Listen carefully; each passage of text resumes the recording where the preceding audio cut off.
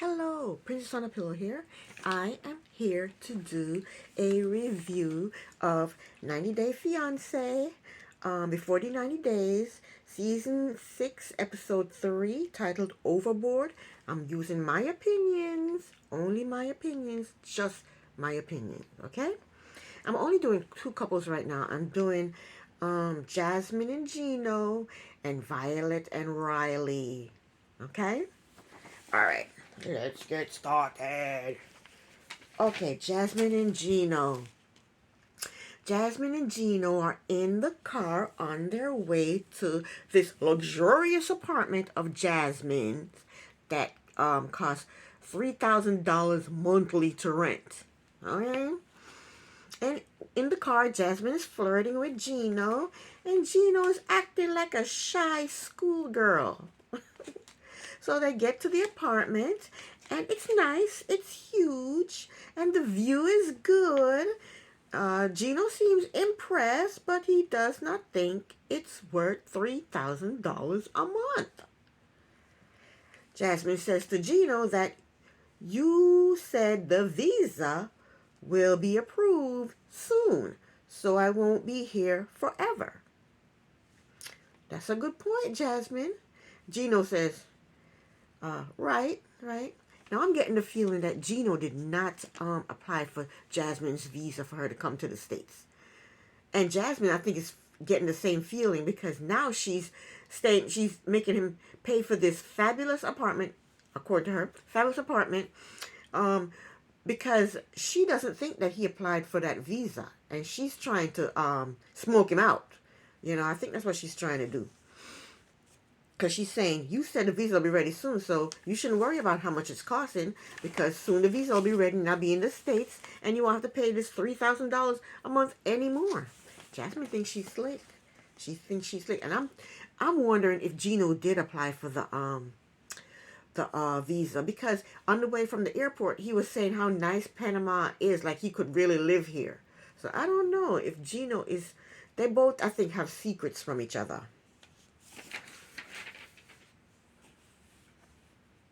So Gino said in his confessional that he is worried that Jasmine's lifestyle is getting out of control.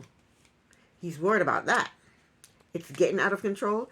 He paid for her hair extension.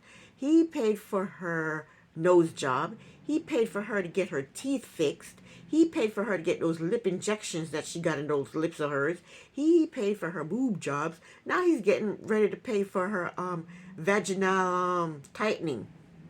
And he's paying for the apartment. Thank God that apartment came furnished, because he would have to buy a whole new furnishings for that poor apartment. So thank God the apartment came furnished. And then he's paying for the food because she's not working. So every piece of food she puts in her mouth, and everywhere she goes spending money, he's paying for all that. And he said her spending is getting out of control. Okay, Gino, it's already out of control. He said when she comes to Michigan and sees how tiny his place is, she's not going to be happy. Those weren't his exact words, but that's what he meant. He's got a tiny little place. He doesn't have a luxurious apartment. Anyway, Jasmine practically forces Gino to lay on the bed. Then she asks him if he wants to feel her breasts. He says, no, I want to relax. In his confessional, Gino said her spending habits diminishes his sexual desire. Anyway, Gino rolls over on his stomach and then he ignores Jasmine. She asks him if he wants her. And he tells her to stop asking him that question. So she leaves him alone, and she's frustrated. She's frustrated that he didn't want to have sex with her. He needs to let her know that he's not feeling comfortable having sex with her because all he's thinking about is his finances. That's all he's thinking about. He has no time to think about anything else. He needs to tell her that he can't afford her. It serves him right, though. It serves him right. You know Jasmine is not the one for you. You know Jasmine is up. Anywho, next scene. Jasmine and her little dog, they wake Gino up so that Gino can help them make dinner. And And then Jasmine wants Gino to peel a potato, but she doesn't have a potato peeler, and she doesn't have a cutting board. And Gino don't want to use a knife, and he doesn't want to use a plate. She wants him to use a knife and a plate to peel the potatoes, but he doesn't want to do that. Gino tells her that she doesn't have the proper utensils in order for him to peel the potato. So she practically forces him to sit down and peel a potato with a butcher knife and a plate. He tells her, and then she tells him to hurry up because the water is boiling. It's just one potato. She tells him to hurry up. And he tells her, don't rush me, especially when I'm not using the right equipment. Then she tells him to peel a carrot. And Gino says no. He says, I'm not peeling a carrot because you don't have a peeler. So Jasmine ends up peeling the carrot. Then she tries to hand him a beet. He said, what do you want me to do with that? She said, I want you to peel it or cut it or whatever. He said, no, you don't have a chopping board. And then Gino walks out of the kitchen. And poor Gino, he's taking a stance on chopping vegetables because he can't take a stance on the finances. He can't tell her, I'm not paying for this and I'm not paying for that, and you need to get a cheaper apartment. He can't take a stance on that, so he's taking a stance on chopping vegetables or peeling vegetables. Poor baby. That scene though was hilarious with the peeling of the potato and the carrot. So Gina goes into the bedroom and Jasmine starts screaming at him, saying that she wanted to make him a goddamn vegan meal. So then Gina told her not to raise her voice at him. And he says he's not going to help her cook without the proper utensils. So then Jasmine starts to cry. And that's what Jasmine does. Jasmine needs to go be an actress somewhere because she can cry on demand. And when she cries, she's dramatic with it. Tears and everything. So she needs to go act. She needs to leave Gino alone and go find go act in somebody's movie or something. Gino says in his confessional that Jasmine doesn't listen to him. He says it goes in one ear and out the other. And he says he's going to stand up for himself and he's not going to allow her to push him around. That's the way to stand up for yourself, Gino. Tell her you're not peeling a potato, you're not peeling a carrot, and you're not cutting up beets. So Gina goes into the bedroom and Jasmine is bawling her eyes out. She's in the kitchen bawling her eyes out, talking about she wants to make Gino happy, but she can't. So then Gino comes in the kitchen and he asks her, why are you crying? And this is exactly what she wants. She wants him to come and talk to her. So Jasmine says, I'm crying because you're mad at me. And Gino tells her, I'm not mad at you. I want to have the proper equipment. And Jasmine apologizes and asks him if he wants to order food. Gino said no. Gino don't want to order no food. Gino already paid $3,000 a month for this apartment. He paid for your lip job. He paid for your teeth. He paid for your nose. He paid for your boob. Now he's getting ready to pay for vaginal rejuvenation. He can't pay. He's not buying no extra food. There's food in the house. Gino said no. He don't want to order no food. He said he had a long flight and he wants to go to sleep. So Jasmine says, okay, Angel, let me put you to bed. He's a grown man. You put a child to bed. You don't put a grown man to bed. But she said, let me put you to bed, Angel. Gino said, okay. Then he walks into the bathroom, changes his hat, and go back into the bedroom and gets into the bed with all his clothes on that he just flew on an airplane with. Ugh. All he did was go to the bathroom to change hat. He can't change hats in front of her because he doesn't want her to see his bald head. Or he can't change hat in front of us. The cameras are there. He doesn't want us to see his bald head. We know you're a bald head, Gino. We know. We saw it the last season you were on. It looks hideous, but it's life. I cut my hair and you can see the thinning, the bald patches in my hair. I mean, it's life. So Jasmine asked him if she should lay with him. And he said no. He said, I would like to go to sleep. Thank you very much. So then Jasmine goes into the kitchen and shoves a vegan meatball in her mouth. And that was the end of Jasmine and Gino. Next up is Violet and Riley. Whew, I can't stand that Riley. But let's go. We see Riley. He's packing to go to Vietnam to meet Violet for the very first time. How many? 9 minutes. Okay. For the very first time. It's Violet's birthday, and Riley has pearls for her, even though he's pissed at her that she sent his father messages about him, complaining about him, and he doesn't trust her, and he's about to hire a PI. Even though all that is going on, it's her birthday, and he's gonna buy her, and he bought her some pearls. I wonder if they're real.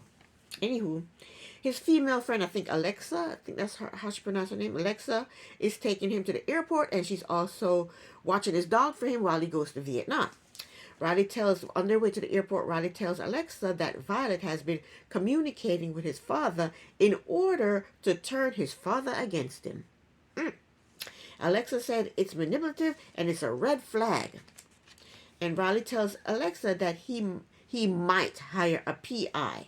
He said he wants all information in order to make a profound decision about Violet, whether she's good enough for him.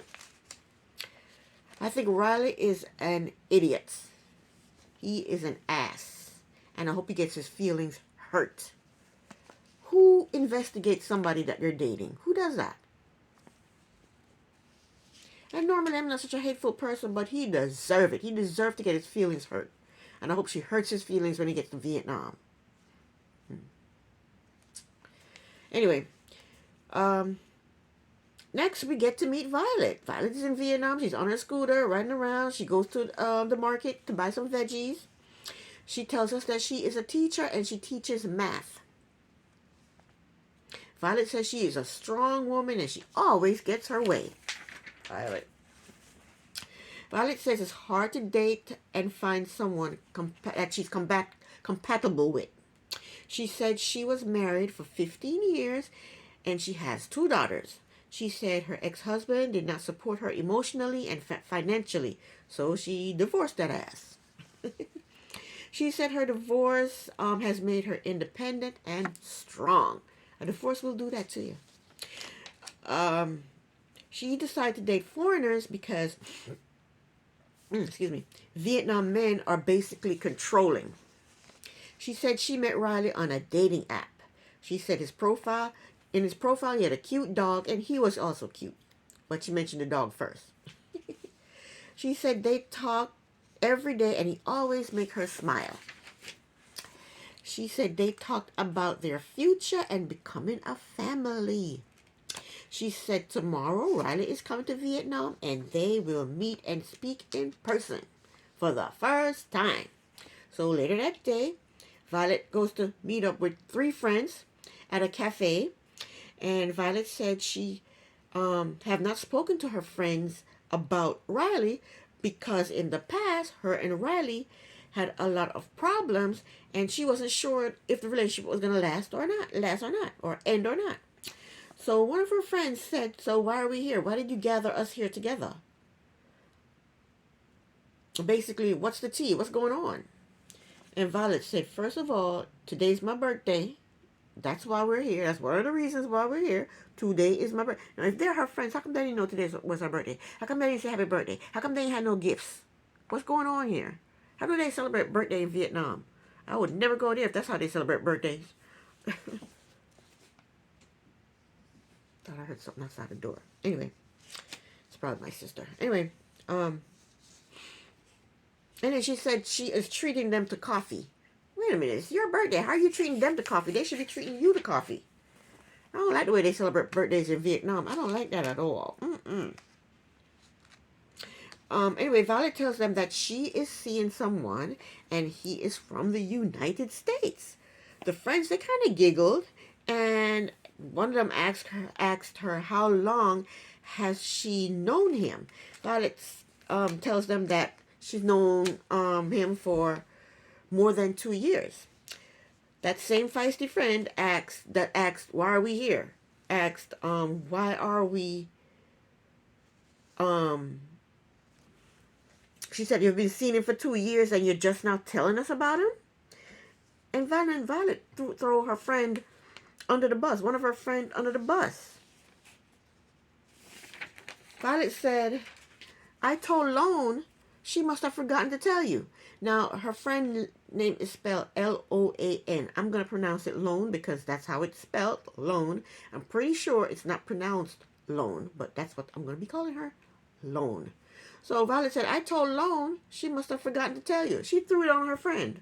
Her friend is trying to keep a secret from, be loyal to her friend and keep a secret, and she throws her friend under the bus. Poor Lone. But Lone wasn't having it. Lone said, you are saying that to confuse and separate us. That you're trying to cause problem with me. You're trying to cause problem with us. You're trying to put it all on me. You're trying to make them get mad at me. That's what Lone is trying to say. But you go, Lone. Don't take that shit from Violet. So they all giggled. They all thought it was funny. And then someone asked Riley if Riley is handsome. I'll answer that. The answer is absolutely no. I don't find him to be handsome. And instead of answering the question, Violet tells them to stop being nosy. And by saying that, she's saying, no, he's not handsome. Because if he was handsome, she would have said, oh, he is fine. Okay? He is fine. But no, she said, mind your business. Stop being nosy. Violet tells them that she likes his personality. That's another way of saying, no, he's not handsome. But I like his personality. I don't know why Violet likes his personality. I don't see anything about his personality to like. I don't see anything there to like. So Violet tells them that he's very funny. I think he's corny as hell. I don't think he's funny. He's corny. She tells them that he is a very hard-working man. I don't know nothing about that. Maybe he is a hard-working man. I don't know about that. And the same feisty friend asks Violet if they fight. Why did she ask that? Why did she ask that question? Violet said yes, 180 times. I wish they would stop putting numbers on things. The father said Violet texted him 150 times. Now she's saying they fight 180 times. Stop putting a huge number on things. Let me shift this wig over a second here. It looked like it was shifting too much to that way. All right, I think that's better. A little bit better. Anyway,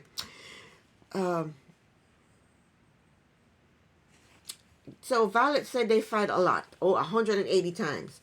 Well, Violet, that's a huge red flag. If you're fighting that much, you haven't even met him yet. You're just talking over the internet and you fight that much? She needs to run to the nearest exit. I don't know what the hell she's doing. Then Violet said they fight, then they're no longer friends, and they block each other.